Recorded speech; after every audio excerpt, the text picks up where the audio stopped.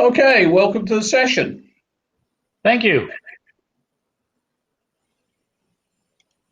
So Wade, meet Ananth, Ananth meet Wade. So, Hello. Hello. So, so Rob, you still surviving in Scotland? I am indeed under a second lockdown. A second one, yeah. Well, that's kind of going around, I think. Yep, and everyone's very unhappy about it. But anyway, so what we want is an open discussion. Ananth is here to help with what you're doing. So Wade, talk a little bit about your security practice, what you're looking for, etc., and then we'll try and bring other people into the conversation.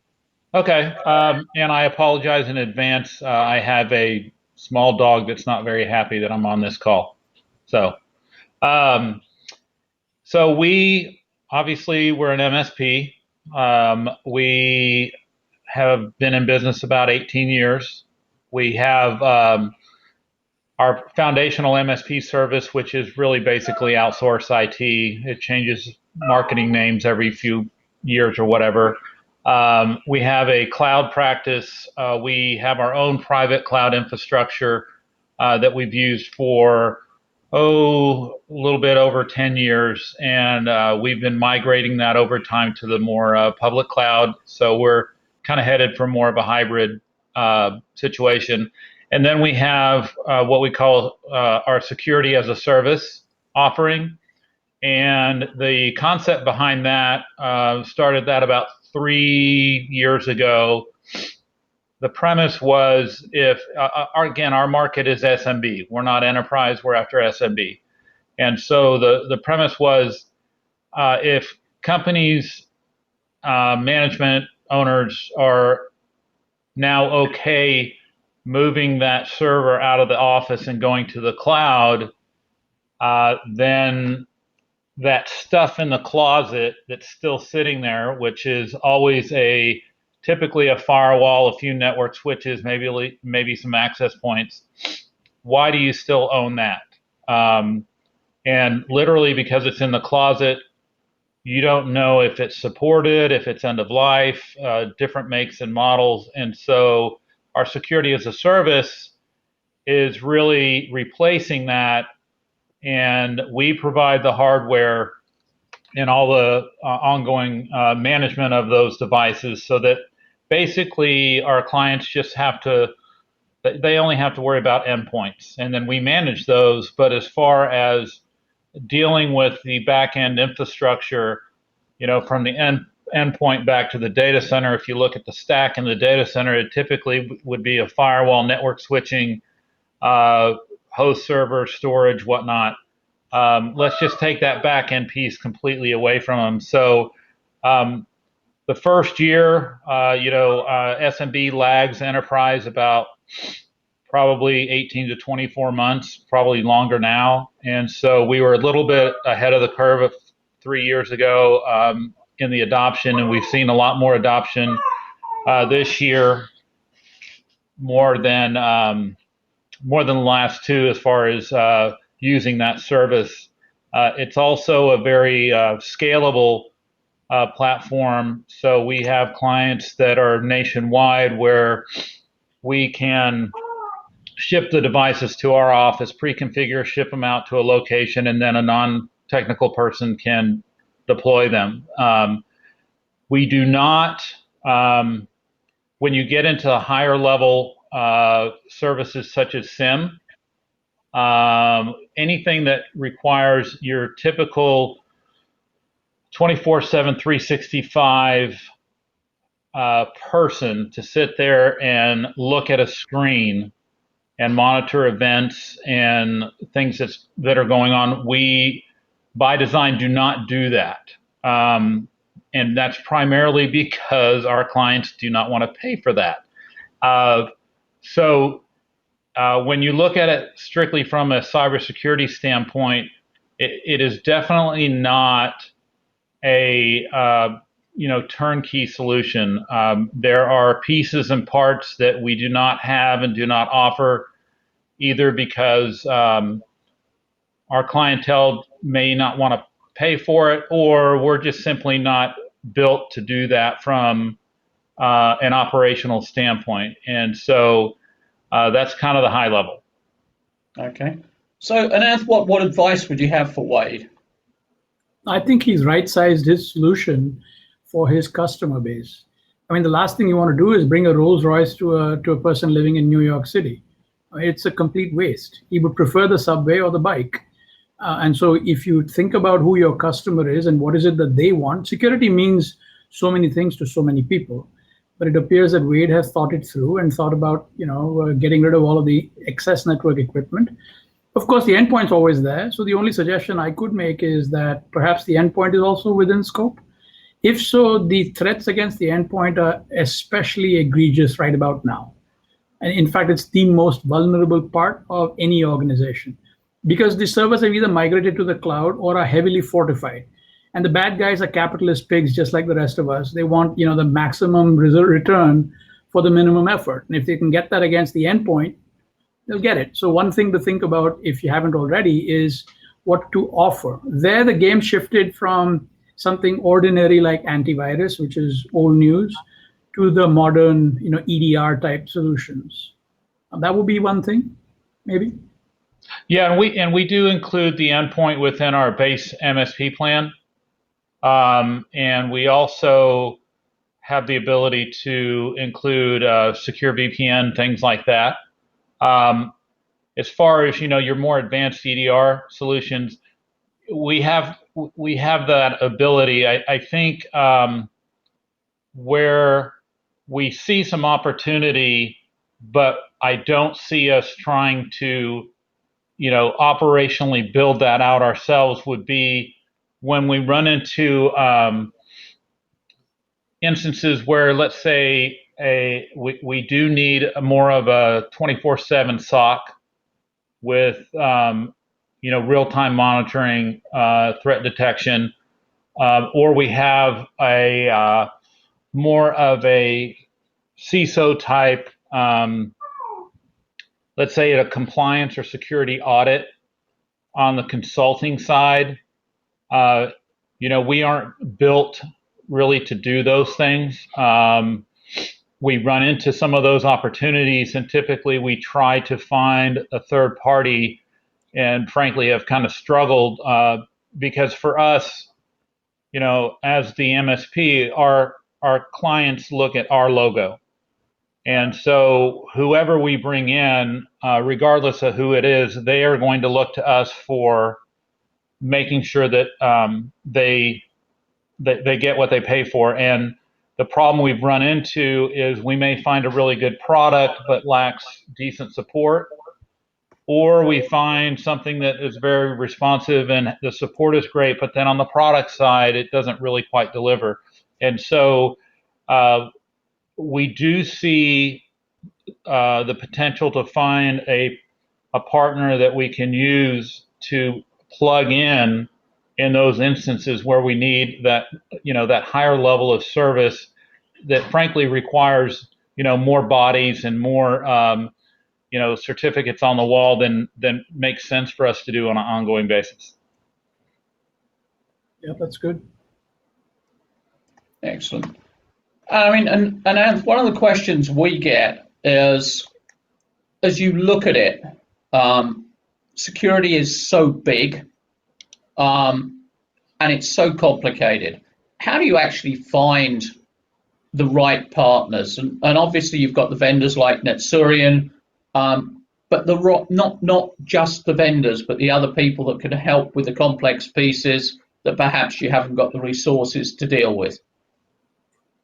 So vendor selection is or can be a tricky bit. We know several folks that have been disappointed by their vendor because after they selected them, made the investment, and they then turned around and morphed, went out of business, sold out to large co. Large co had different ideas. So there is some element of risk, if you will, in this. But it's no different than you would approach an IT project. You have requirements. You kind of lay them out as to what's important for you from a priority standpoint. and then you look for people that would satisfy your requirement. Now, one of the main things that we see that buyers want is stability, breadth of offering, and then the fact that they are willing to work with you. Not a stiff arm, this is the way it is, you're going to consume it the way I provided it, good luck with that. And if it doesn't work out, don't call me because this is all I got. Depending on where you are in the market, this may be a problem or this may be attractive. I mean, it's sort of like when you choose a place to go out to eat, do you want to go out to fast food or do you want to go out to a sit down restaurant? The answer is it depends on your needs, your use case, it depends on the occasion, right? It may be perfectly appropriate to go to a fast food place, but then you're going to get a very fixed menu with very limited amount of customization. But the service will be quick and the price will be relatively low, quality will be high, national chain, find it around the corner. But if it's your 30th anniversary, you probably don't want to go there. In which case, you want to go to a sit-down restaurant, think about a 50-page menu and you listen to some music, sip some wine. So it's a use case-driven thing, is my point. When you've thought about what is it that you're trying to solve, you'll find that there are plenty of solutions out there. For us, such as this one, is a way to get introduced to who the providers are. But the usual suspects, you'll find that vendors aren't trying to be difficult to find. So you'll find them at shows like RSA, virtual shows like this one. Of course, there'll be advertising. You'll find them easily through Google AdWords searches, things of that nature. The key part, though, is to think about your requirements and make sure that those are satisfied. What we worry about is people who buy on impulse or people who buy because the Joneses down the street bought it and they heard that that's right. Or they buy because this thing was rated highly in the Gartner Magic Quadrant and it turns out to not really be a fit at all for the way they're doing business, for their price point, for that customization that we want. And at that point, the purchase becomes an albatross around their neck. The worst of all possible situations, right? You've paid money, you're not getting satisfaction, can't quite back out of it if it's a multi-year contract. Frustration. That's not helpful for either the buyer or, frankly, for the vendor. Speaking as a vendor, there have been cases where we've been saddled with that, and we've been praying for the contract to be over because it was so obviously a misfit. Right? So fit is the key thing to look for. Mm-hmm. Yeah, I would agree with that. I would say one of the challenges we've run into is with security. There are certain elements you can deploy, of course, with requirements, but they're primarily technically driven. But then as you move up the security stack, you cannot deploy them without very close communication and support from the business itself. So if you're doing things like, least access, or you're reducing domain access policies based on least access rights for applications. Well, you can't do that technically unless you have a dialogue with the business to say, well, what do you need? And what is the access that is relevant? And what we've run into, unfortunately, is not only the business itself either isn't willing or doesn't know quite how to engage with you to get you the information you need to set those policies, especially like in a SIM environment where it's at a deep application level. But then we also have found vendors that have said, at least in the white paper, we're going to do X, but then when they come in, they don't go that extra step. And so they bypass a lot of things that, from our standpoint, from a best practice, they're not insisting. It goes back to the requirements you mentioned. Like the requirement is we have to have an advocate in the business to work with us to tell us from a security standpoint, what applications do you need and what level of access do you need within those applications? As an IT person, I can't tell you that.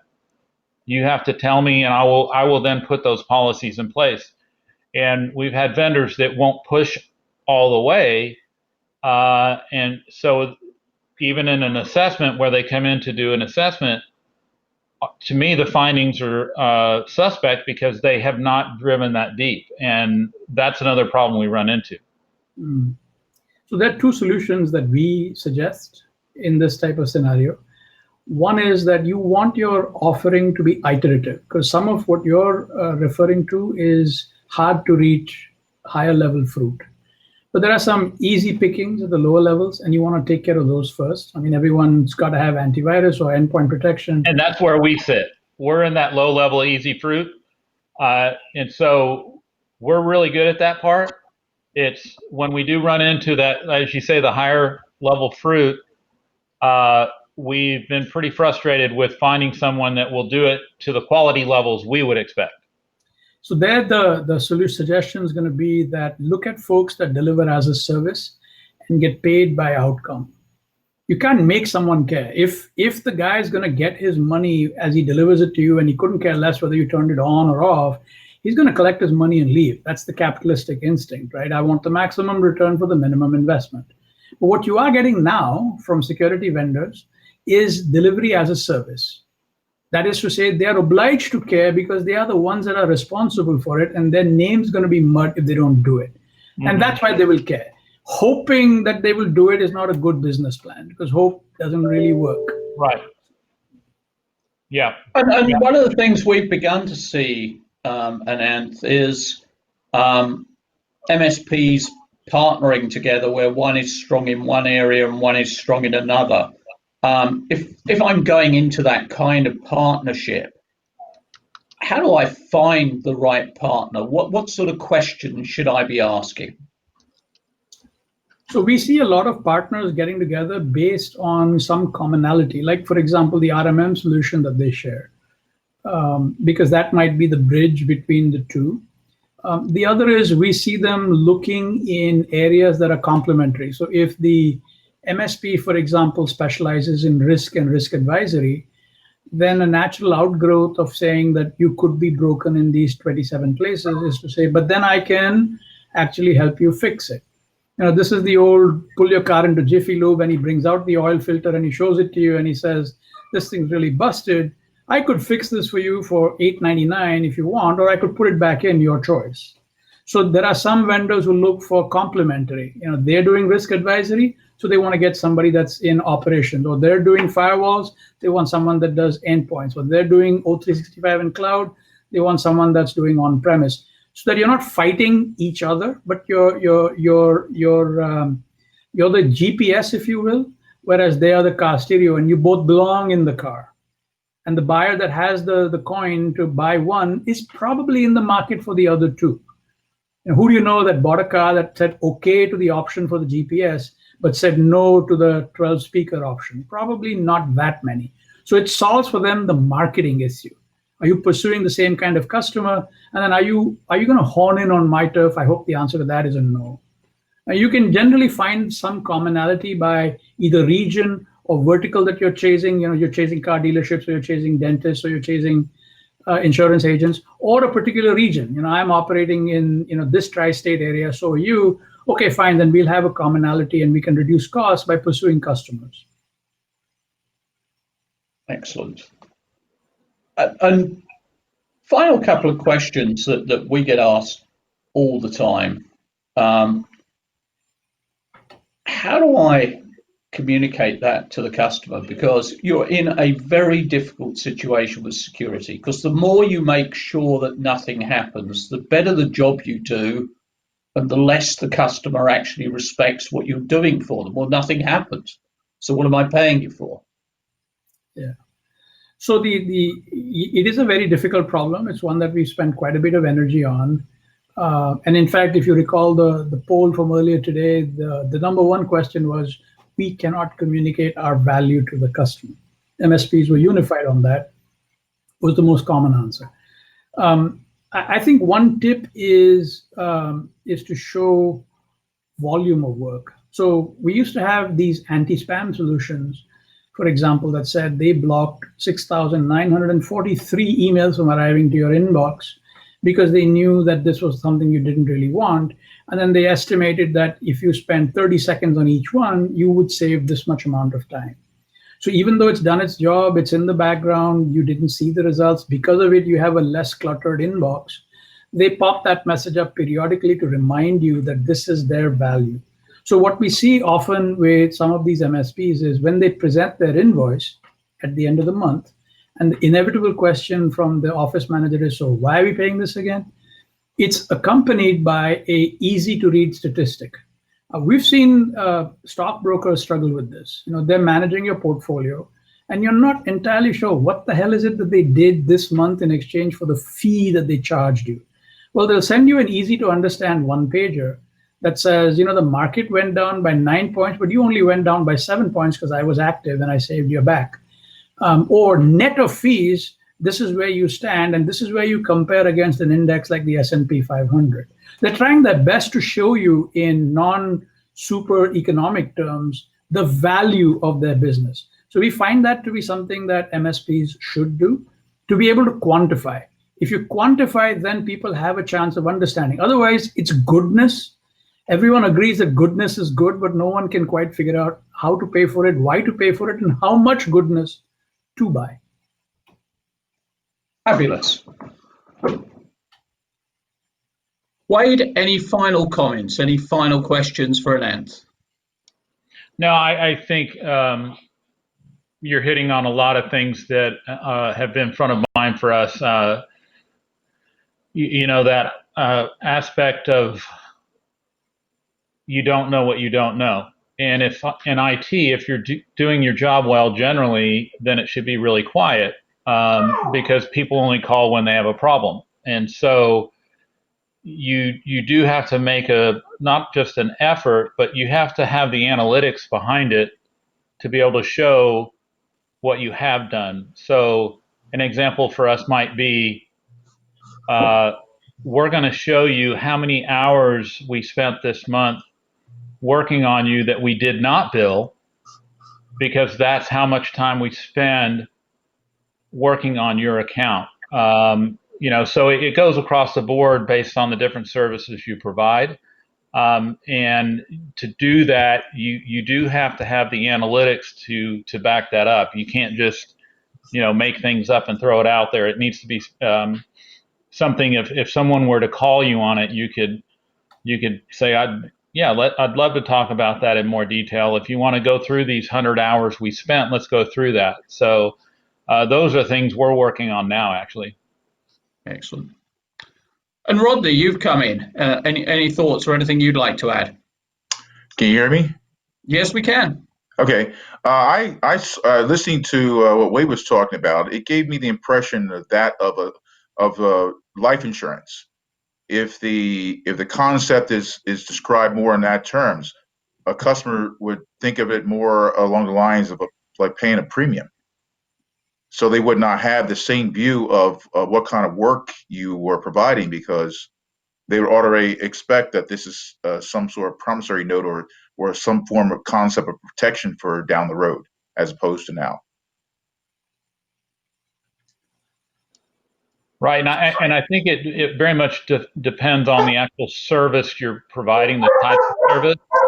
So for example, in security, as we mentioned earlier, if I can show how many things I've blocked. So we give monthly security reports to our clients and go over it with them, and we show them how many things we stopped, how many attacks coming from, the Czech Republic or whatever it is. And it's a very eye-opening thing, because they can see in the report what did not happen.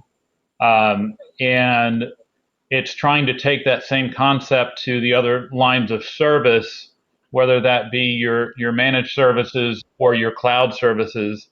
For example, in the cloud, you performed a maintenance in the middle of the night they weren't aware of, but by doing so, you avoided them getting hit by some virus that would have hit them otherwise. So it's having to get a little bit more creative to be able to have the data points to show them based on the type of service you're providing.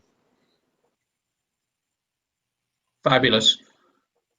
Anant, Thank you very much indeed. We wanted to try a workshop. You've been tremendously helpful in helping us do this with some great advice. And I have to say, there is another career for you. I think some of the expressions and sayings that you come up with are absolutely fabulous. I think you should write a book of Anant's expressions and sayings. I think it would be a bestseller. Yes. Yeah, I don't think I'm going to get a Rolls Royce in New York now. I'll take that off my list. Anyway, thank you to everyone for participating. I really, really appreciate it. A big thank you to Anant and also for Wade for stepping in there. And the final panel will start in 5 minutes' time. So thank you very much indeed, everyone. Have a good day, all. Bye. Thank you.